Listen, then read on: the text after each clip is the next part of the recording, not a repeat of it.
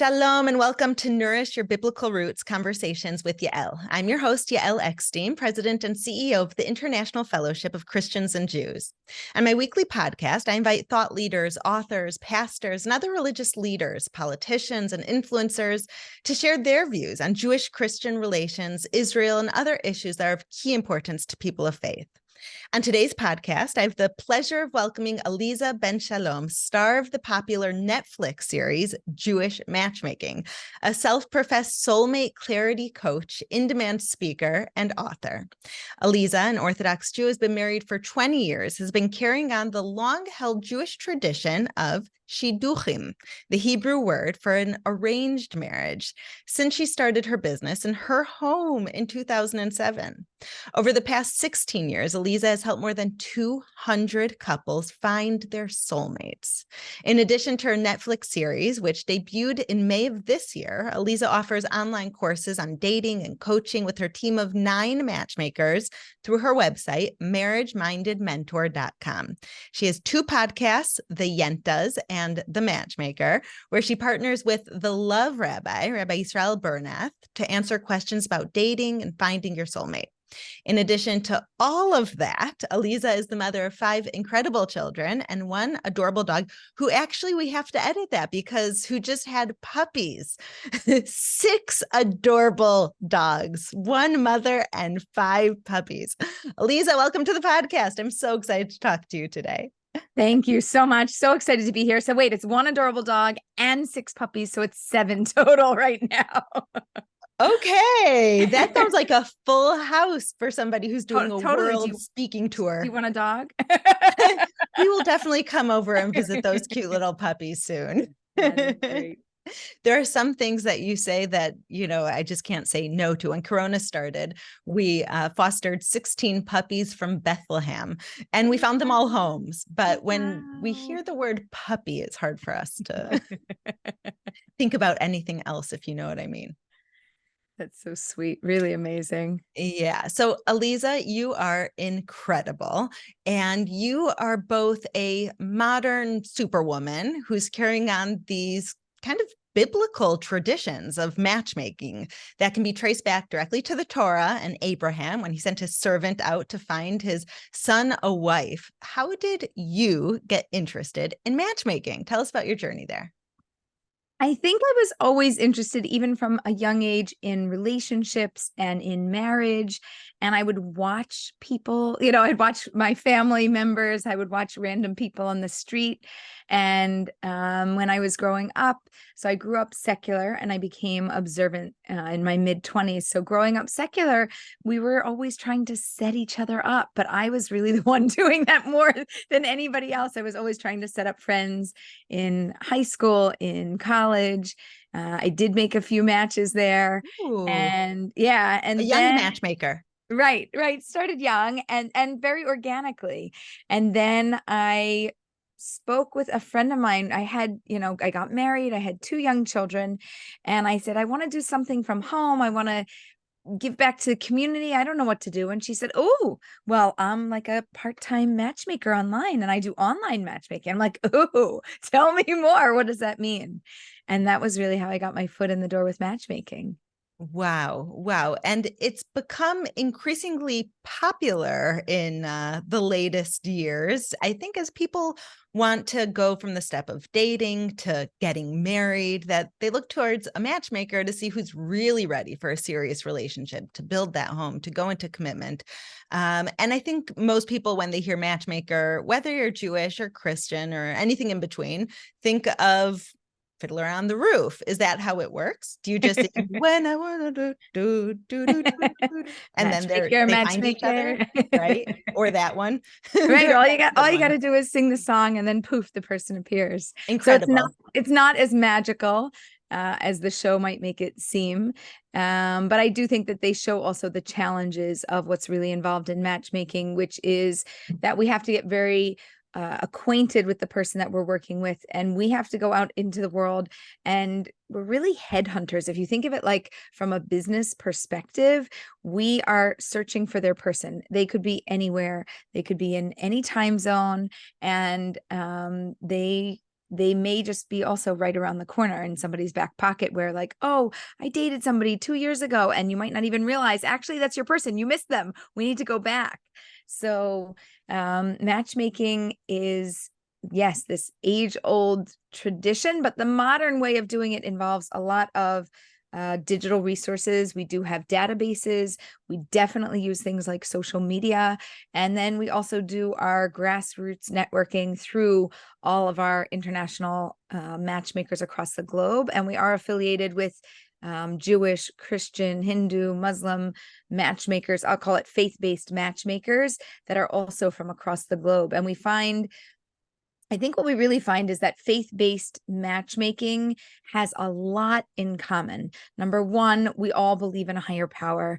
Number two, we are all looking to marry somebody who has this deep connection with their roots and with their faith, because we know that that's the foundation and the core of building a relationship. So there really is a lot that we have in common, and we collaborate often. It's very, very interesting. Amazing. As it says in the Bible, Ki beiti beit tefillah lekol ha'amim, my house is a house of prayer for all the nations. That what holds us all together so much is this notion of prayer, of responding to a higher power, of knowing that we are ani avdecha, as we say in Hebrew, I'm your servant, that we're all here just to be God's servants. So to find our partner and the family in order to do that with seems like a really holy mission. We've been hearing a lot about the breakdown of the family in Western culture specifically, and the breakdown of marriage. Is this something that you're seeing as you're working in the faith-based sphere of matchmaking? Or do you think for people of faith, it's more or less stayed traditional as we've known it for hundreds of years? I think I would say yes and yes. Yes, I think that there is a breakdown. I think that what we are seeing is that there is a higher rate of divorce than it used to be. So what we find in the Jewish community, I think the divorce rate was around 10% in the religious observant community, and now it's closer to 20 or pushing 20%. But compared to the secular community, which is somewhere between 50 to over 60% of a divorce rate, we're still doing pretty well. And I think that that is universal among people of faith within the world. Although we have our roots, we have our traditions, we do still have the influence of the modern world.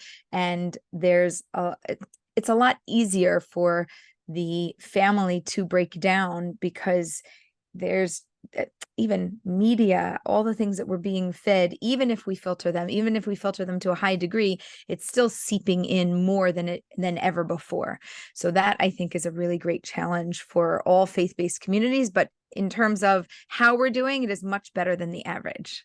That's for sure. People still want to get married. Do they still believe in this notion of marriage, that it's a given, that you reach a certain age, you're in your young 20s or late 20s, early 30s? Is marriage still that guiding star as it's been for generations? Absolutely not. Sadly, it's really not. Again, faith-based communities, it is. Outside of that, or where there's a less or lower observance level or connection to your faith, we're not seeing that as much. So what we are seeing is, I'll call it late blooming marriages, which is mid 30s, early 40s, mid 40s, even late 40s.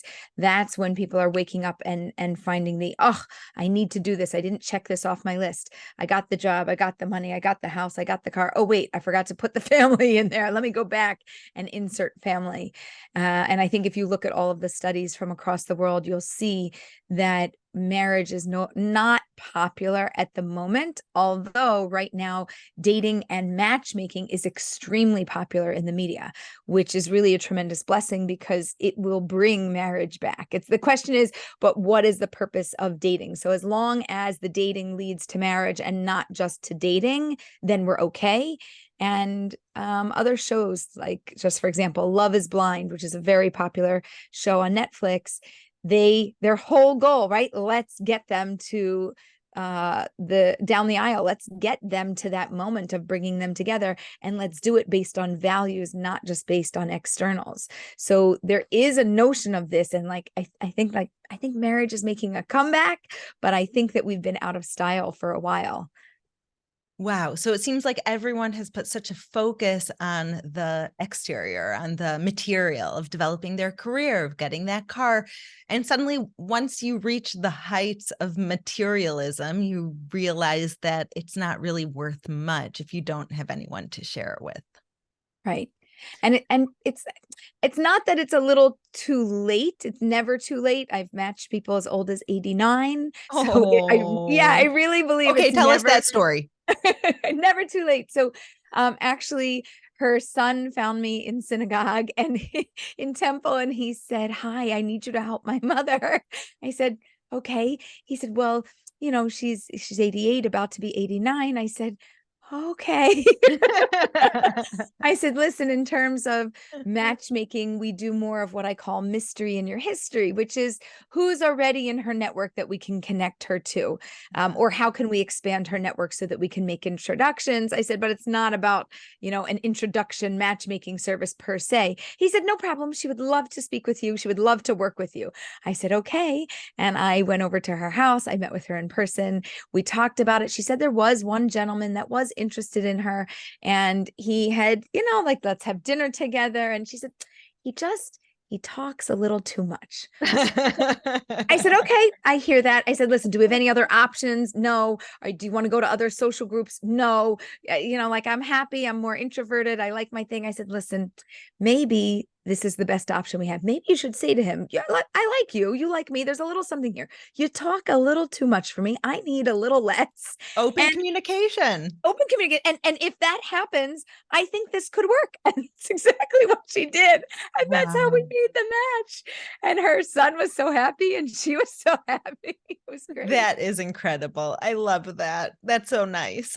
So you have such a rewarding job, and as we've seen on the Netflix series, it's also challenging. You work with a lot of people who think that they want to get married, and you have to determine if they're really ready or not. What are you looking for? What are signs that somebody who wants to get married is really ready for that?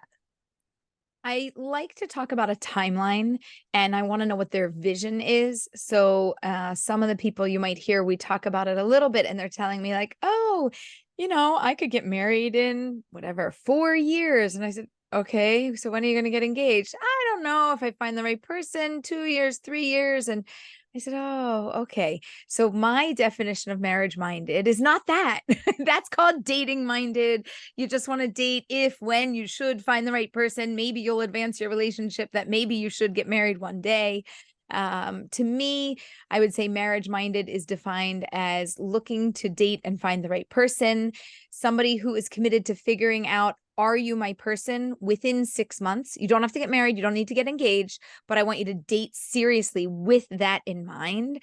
And then at that 6 month mark, you can make a decision. Okay, now when do I want to move to the next step?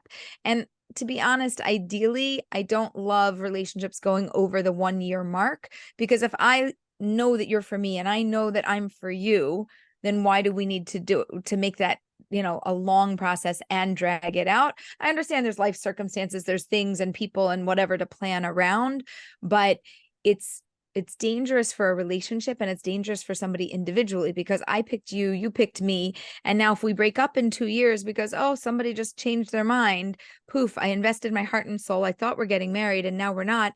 And 2 years later, I'm left in a really uncomfortable position, and it's not even like a breakup. It's almost like a divorce. Like, I already committed myself to you.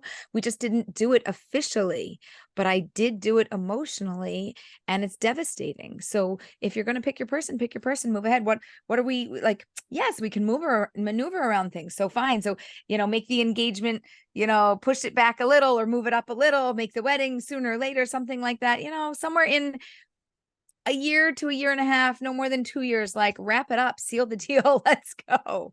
Even in the secular world, it doesn't have to be a very long, drawn out process. So when you're dating, if I understand you correctly, when you're dating, there's a part of you that might, or the other spouse, the other partner, who might still be looking for someone else, even if emotionally you've decided to marry each other. And once you get married, that questioning completely ends, and you can start with the level of establishing your life together. And so the dating process, as you see it, is a necessary and also dangerous time. Yes. Yes. And it's volatile. It has the potential to just erupt in our faces. And it doesn't, we say it ends with marriage, but the wandering eye doesn't always end. You have to consciously make that end. There was a woman that I knew who got married, and then she was on a, whatever, several months into her marriage, she was on a business work trip and somebody hit on her and leaned in to give her a kiss. And she's like, it just happened. And she's like, it's like almost like I forgot, like I'm not in the dating phase anymore. Like we actually got married. She's like, I didn't mean for this to happen. So we can't get too used to this dating relationship phase. If we're marriage minded, we have to be heading towards building a relationship and not always looking for the next best, and being very sure, I am confident you are for me, I am for you, and I am done looking in the world. The world exists. For sure, there's going to be somebody more beautiful than you, smarter than you, definitely wealthier than you, from a better family than you. Yes, but I still picked you. You are my person, and I want you. And that's really where we have to ground ourselves. And it does come more so after marriage. I loved that. Marriage minded forever, that you never take it for granted that this is your one and you're constantly choosing them every single day. I remember when my husband and I got married 20 years ago, best decision I made was getting married young and stupid. 20 years later, I can confidently say that for sure. Young and dumb. Young and dumb, the best way to do it. And we got married. We were so young. We didn't know what we were going to do or where we were going to live or what our future was going to look like, but we knew we were marriage minded and knew we wanted to just get married and be together. And I remember at our Sheva Brachas, after we got married, we had there different people host for 7 days, kind of a follow-up celebration for 7 days for that new couple in Judaism. So my husband's best friend, his mother, hosted one of the Sheva Brachas for us. And she was married for a long time, and they were still so madly in love after so many years and grown children. And I remember we looked at her and we said, what's the one piece of advice that you can give us as 21-year-old newlyweds so that we'll look like you in 20, 30 years, still have that spark in our eyes? And she said, it's pretty simple. She said, love is a decision, not just an emotion. The emotion is going to go up and down. It's going to change. And if every time you have the emotion of, I'm not feeling it right now, which could be for a million reasons, if you then question, do I really love the other? That's the end of your marriage. But if you have this decision, I love this person, I chose this person, I'm marriage minded, as you say, Elisa, then every single day through the ups and the downs, from the downs will come the ups, and you'll end up each up and down cycle getting stronger and stronger. And after 20 years, I think was the best piece of advice that we got. And thank God still have that spark in our eye and look at getting married at 21 is the best thing we could have done. So being marriage minded is something that, it seems from talking to you, starts from the decision you're ready to settle down through the dating process and goes all the way through 120 with your partner. Yes, that's exactly it. And I love what you said about love as a decision, not an emotion. We talk about, let me make sure I say it the right way. Love is a feeling that starts with an action. Okay. It's not when I feel that I love you, therefore I will come to give to you. It's because I am giving to you, because we are developing this relationship together. Therefore, I will come to love you. Mm-hmm. So we're not, like you said, waiting for love to exist. And I feel it and I feel amazing. I'm like, yay that you feel in love, because tomorrow, like you said, tomorrow you might not. And it's not, it's a conscious decision. I love you. Yes. And I choose to give to you and act lovingly towards you. My husband and I actually say to each other, we don't say I love you, because that's a statement. We say I'm loving you. And all the English nerds and grammar nerds are like, it's not proper English. I said, but it is proper words of the heart. I'm loving you. What does it mean? It means sounds like proper English to me. It's like an action. Yeah, I'm loving you. I am actively giving to you. I'm actively loving you. Even like sometimes we'll say it, we'll like be having a hard moment and we'll be like, I'm loving you. Like, and that means I'm doing the best that I can do in this moment. This is it. Like, this is how I can love you. This is what I can give to you. This is what I'm capable of right now, today. I am in the moment of loving you, of building my love for you, and of being with you in this. And it's work. Like you said, it's a lot of work. It's beautiful because so much, I think, of modern society, so much of how we understand language is the association that we put with it. And when you look back at the Bible, at the Torah, at the scriptures, which is kind of where I go to for my information or ideas and knowledge, those ancient teachings that were given on Mount Sinai, it uses the word love. Ve'ahavta et l'reacha kamocha. Love your neighbor like yourself. Love your other. Love is used a lot of times, but it's not used in the way that that we in modern language understand or describe it. We're not supposed to be passionately in love with our neighbor. So what does it mean that we're supposed to love our neighbor? Is that we're supposed to give. We're supposed to choose that we're going to be good neighbors. We're supposed to be patient. We're supposed to be understanding. We're supposed to be neighborly, as you would say. And so many times in the Torah, in the scriptures, it says, Ata bacharta banu, that you chose us, that so many of the words of more of the intimate relationship between God's children and God are actually more like being used as chosen, a decision.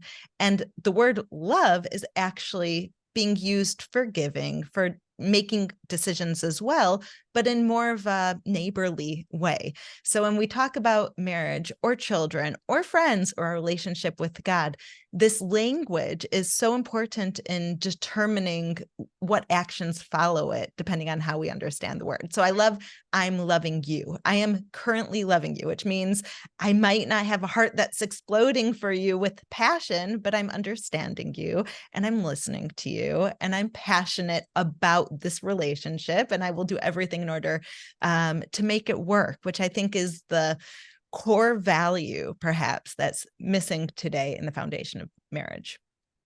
Absolutely. And to add on to that, I think that when we talk about loving our neighbor as ourself, if we dissect that, we have to love ourselves first, right? So you should love your neighbor. Oh, how should you love them? As yourself, like yourself, you should love them. Wait. Oh, I got to love me before I love you. And so I think that we have this process of falling in love with ourselves and building a loving relationship with and for ourselves. And as we do that, then we learn how to love our neighbor. Then we learn how to love our partner and our children and our communities. And it extends out from there. But I think at the root of it is we have to learn how to love ourselves, act lovingly towards ourselves. And as we do that, we gain all the muscles and all the wisdom that we need to then extend that outside of ourselves. Amazing. So, Elisa, you just reminded me of someone on your Netflix show who loves their eyebrows. That's Danny. I love Danny. She's very cute. And he's very cute. The two of them with the two good eyebrows are both very cute. But it led, I think, to some of the reviews and feedback to the show and the people in your show, Jewish Matchmaking on Netflix. If anyone hasn't watched it, I highly suggest it. To this question of what does it look like to love yourself? Someone who we see maybe loves themselves too much, that no one will be good enough, or that it's an exterior love of themselves. When you're talking about loving yourself in a genuine, compassionate way, that leads to good relationships, both in a marriage, in a family, between you and yourself, between you and God, what does really loving yourself look like? So it's interesting that you bring this up about the eyebrows because everybody has physical things about themselves that they do and or don't love. A lot of people are very quiet about it because the things that they don't love, they definitely don't want to share. And the things that they do love, we do our best not to be too boastful about. But just in terms of understanding Danny and also understanding this concept, she has a very playful nature. And so she also loves fun and things of that nature. And so that's why she did the eyebrow thing. It's like one of her favorite features. It makes her really happy. She does it, on Instagram because it's fun, because it brings out her joy and it brings out her playful side. But we are made up of a body and a soul. We are physical in this world. We exist. And at the same time, we have something internal that is almost indescribable, but it's at the core and the root of who we are and the essence of who we are. And it is who we are, but you can't even see it, right? I could just see the physical me, but you can't see that spiritual side of me. So when I'm working with people, I do want them to identify physical things on the outside. And it's usually a trigger and a way to then go deeper and to say, who are you? What do you value? What do you actually really want? And Danny talked a lot about family. She was from South Africa. They're very close. They get together for holidays. More of the things that we talked about on the inside, you don't see on the show. You know, you get little clips. We have an hour and a half meeting, and you get about 6 minutes of that if we're lucky. And of course, they want to show the playful, fun, humorous side, or what they find to be humorous side of things as well. But we are a body and soul, and we do have to love. If I don't love my external and I feel uncomfortable in my own skin, and I don't like the way I look, and I don't like my eyebrows, and I don't like my teeth, and I don't like my ears that they stick out, and I don't like, you could go through the whole body, right? And I don't like all these physical features. When I walk out into the world, I'm not going to have self-confidence. I'm not going to feel good because I don't even like me. Why would anybody else in the world like me? So there is a certain element where we do have to love and have a love of our physical selves as well as our spiritual, our value-based selves, and the internal side of who we are. It's just a matter of getting that balance right and making sure that when we're looking for a partner, we have to have physical attraction. It has to exist. To what degree? Okay, that's a whole nother story, but it has to be there. And more important than that, we all know that looks sag, but personality doesn't.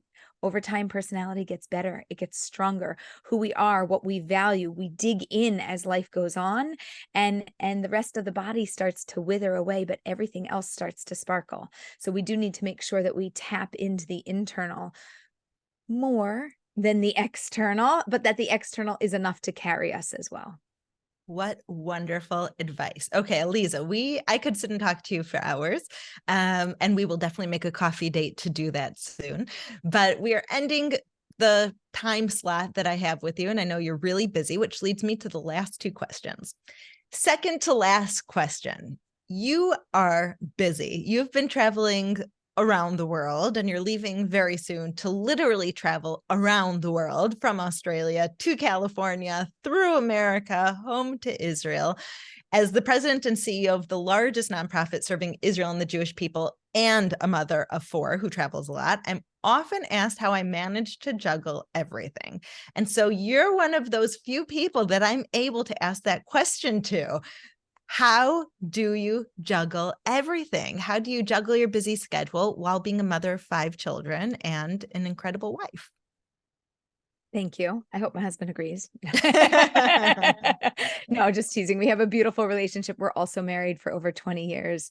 And the way that and I'm using the word we, not I, the way that we do this is together. So this comes into balance by both of our efforts and by a conscious conversation. So when we moved to Israel 2.5 years ago, we spoke about work, we spoke about life. He had a business in America. We decided that that wasn't sustainable. We closed the business, and he said, well, what are we going to do? I said, well, I don't know what you're going to do. Take a sabbatical. You figure it out. Let me try and make a go of my career. Let me try and really do something deeply meaningful and earn a living for the family. And he said, okay. I said, but one of us has to be at home because we deeply value raising our children, and we get support, but we want, one of the two of us to be home at all times. And I've been home, for the last 18 years. And since we moved here, he's been the one that's been at home. And he was on sabbatical for the first year. And then we're like, oh, okay, wait, we got to film for the show. Okay, sabbatical for the second year. And oh, wait, the show is coming out. I said, I don't think in the third year they call it sabbatical.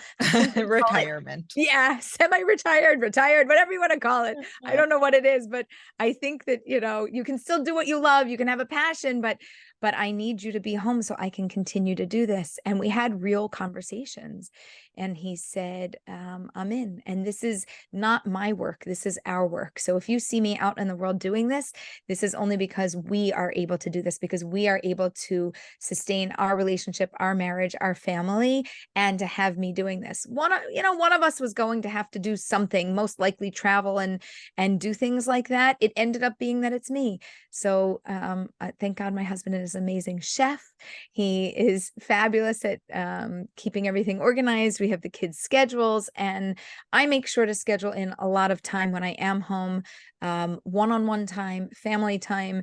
We go out to dinner. We took the kids go-karting. We've gone wave surfing. We go, Fridays are like, let's go to the beach day before Shabbat. We're not beach bums. We tried that the first year and it was too much. And we're like, okay, an hour and a half at the beach. They're like, that's perfect. Like, get in, get out, go home.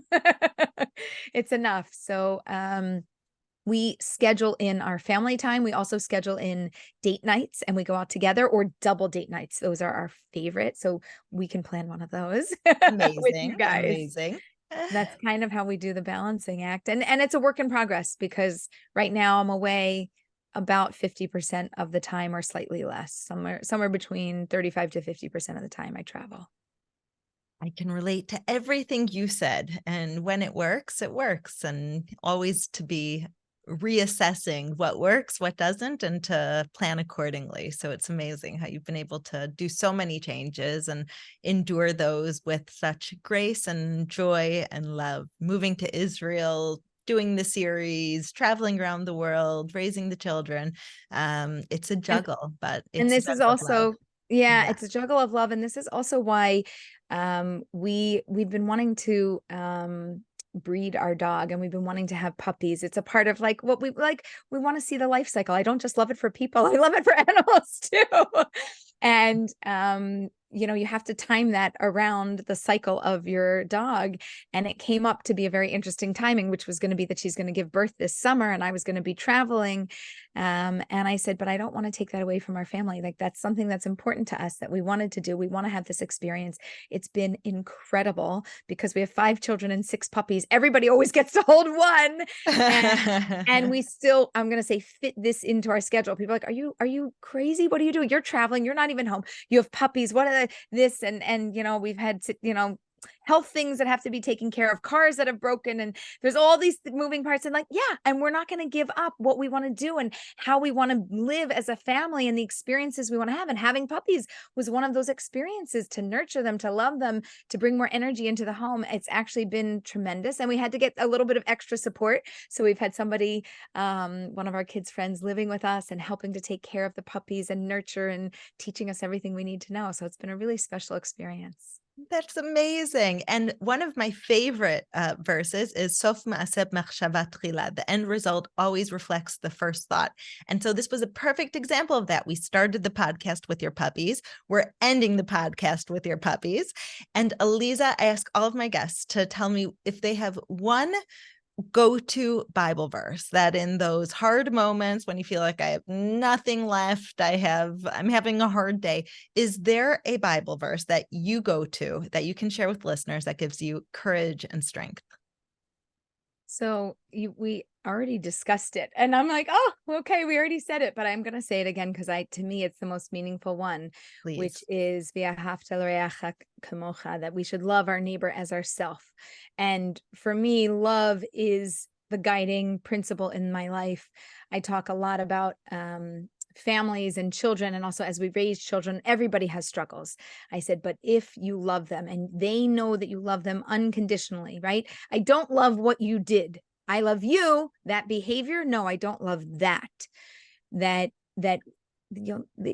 As messed up and as challenged as we are growing up, you'll never really have great problems if you have loving parents. But it really goes back to the root of, we have to start with self-love. We have to appreciate love, value who we are, look at the blessings that we've received, look at the gifts that we've received for who we are, look at who we are in this world, and appreciate the divine that lives within us, and go, wow, what a blessing. Now use those eyes to look back out into the world and go, wow, what amazing children and spouse and community members and neighbors and friends, and wow, look at what a blessing I have elsewhere. So when I see the blessing and the love and everything that's within me, and I expand that, it's very easy to then go and expand that to the rest of the world. So that for me is my favorite one. Wow. Beautiful. May we all be blessed with that reality. Aleeza Ben Shalom, Jewish Matchmaker, thank you so much for joining us and sharing your wisdom. Thank you so much for having me.